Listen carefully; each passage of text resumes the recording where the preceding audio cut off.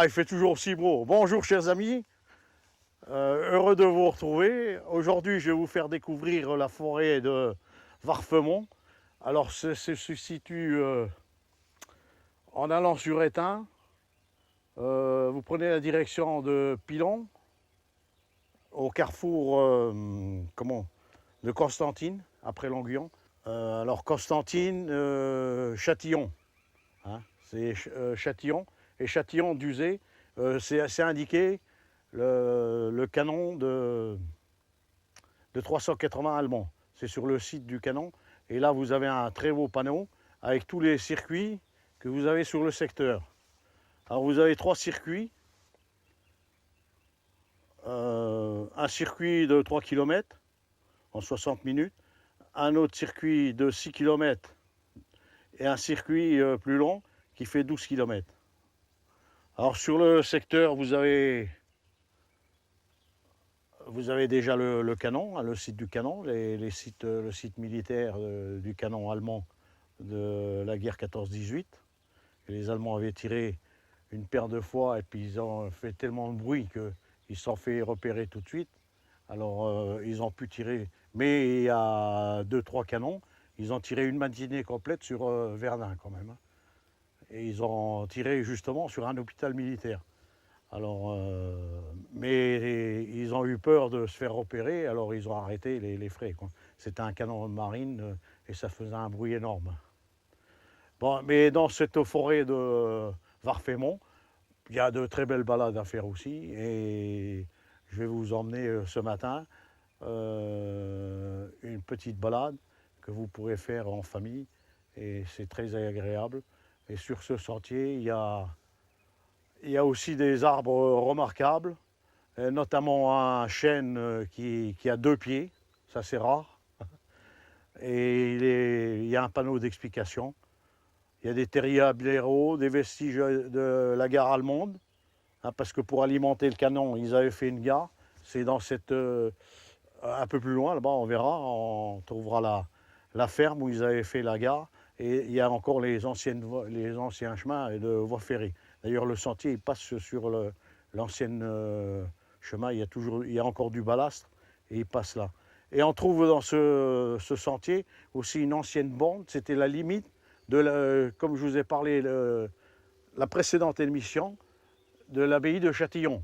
Et la propriété venait encore jusqu'ici. Alors, et les moines étaient propriétaires d'une partie de ce bois de Warfemont.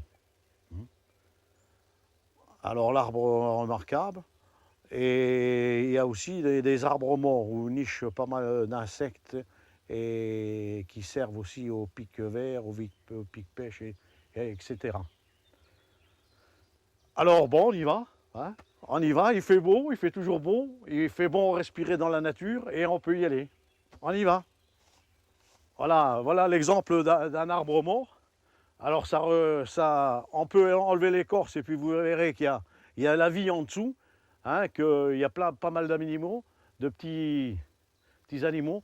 Et vous voyez bien, même tout en haut, les piquets pêche s'aiguisent leur bec. Hein, il y a pas mal de trous de chaque côté.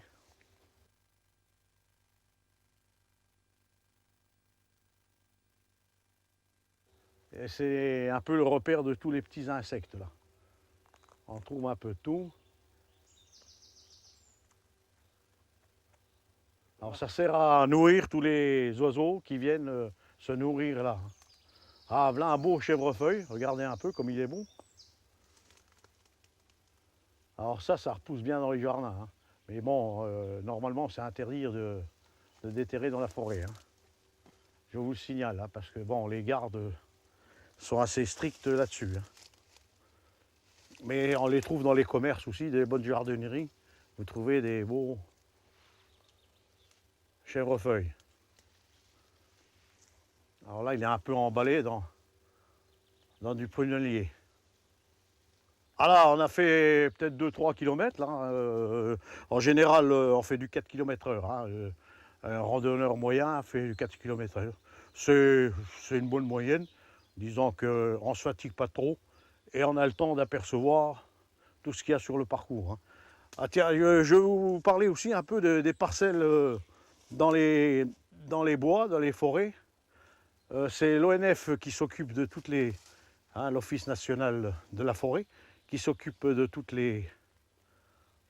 ce qui est forêt en France et de tout l'entretien de la forêt et l'équilibrage et tout.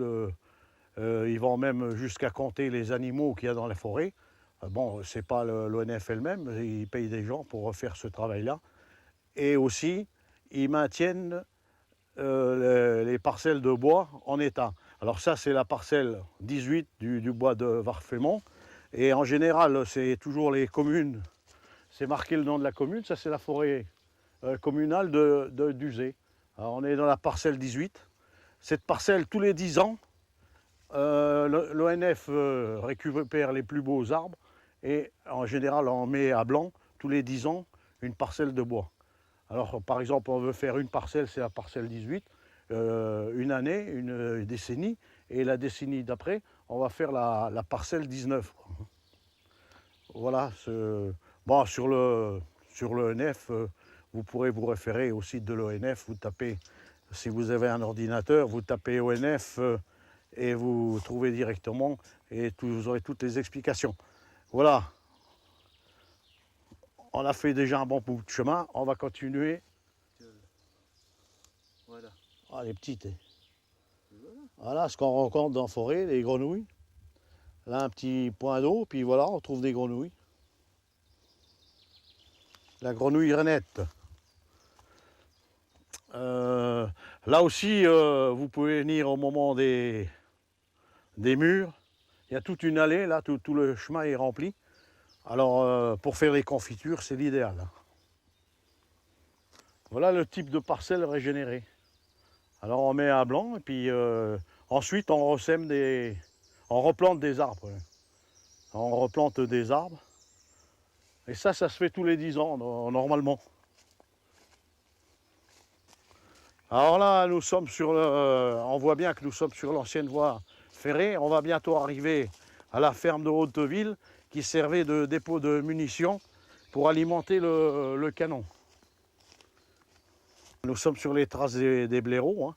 On voit très bien le trou. On reconnaît un terrier de blaireau. À sa forme, c'est un peu plus large que le terrier du renard. Et il y a plus de place pour dégager. Bon, le blaireau sort que la nuit, vous risquez rien la journée. Hein. Il sort à l'orée quand il commence à faire noir, c'est là qu'il commence à aller chasser. Alors la journée, il reste bien tranquillement dans son terrier. Et là aussi, il y a encore des trous, il y a toute une famille qui habite là.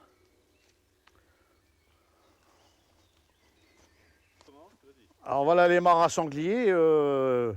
Vous voyez les marques de leur passage tout autour de la mare. Et ils aiment bien se vautrer là-dedans. Et c'est comme ça qu'ils se nettoient. Pour enlever tous les parasites qui drainent sur leur peau. Bon, alors là, on arrive à la ferme de Hauteville, qui servait de gare pour le canon de 380. Et il y avait une voie ferrée qui partait d'ici. Et on a longé dans la forêt, là, cette ancienne voie ferrée. Bon, ben, mes chers amis, on est revenu au point de départ, hein, notre départ de cette randonnée. Ah, encore une belle journée de passée en votre compagnie. J'espère que ça vous aura plu. Et puis que vous aimerez venir découvrir vous-même ce site ou venir nous rejoindre lors de nos balades. D'ailleurs, je vais vous donner nos rendez-vous du mois d'août. Et si ça vous intéresse, vous êtes tous les bienvenus. Alors, le 5 août, nous irons à Danvillers. Départ à 8 h de l'Anguillon. Le 12 août, alors là, c'est une journée un peu exceptionnelle qu'on fait depuis 2 ans déjà. Nous irons à Aviotte, aux étangs qui se trouvent près d'Aviotte. Et là, nous faisons une journée randonnée le matin et une petite randonnée l'après-midi. Mais c'est surtout une journée détente où nous faisons une journée barbecue. Très agréable près de très beaux étangs, bien ombragés et tout, c'est super. Et dans une ambiance conviviale, c'est sympa. Le 19 août, ça sera la Madeleine. Avec là aussi, nous prendrons un repas près d'un étang et nous visiterons le site archéologique de la Madeleine. Alors là, départ à 8h de Languillon et 8h30, toujours à nos rendez-vous habituels à la douane à Mont-Saint-Martin.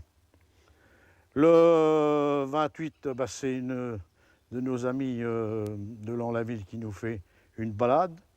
Alors elle appelle ça la balade des thermes. Alors toujours 8h démarrage de Languillon et à 8h30 sur la place de la mairie, à Ersange. Et nous irons d'Ersange à Lans-la-Ville, par les thermes et puis les bois tout autour. Si vous voulez nous rejoindre, vous êtes les bienvenus. Et je vous invite, si vous voulez des renseignements complémentaires, je vais vous donner mon numéro de téléphone, le 03 82 26 56 45. À bientôt, dans 15 jours.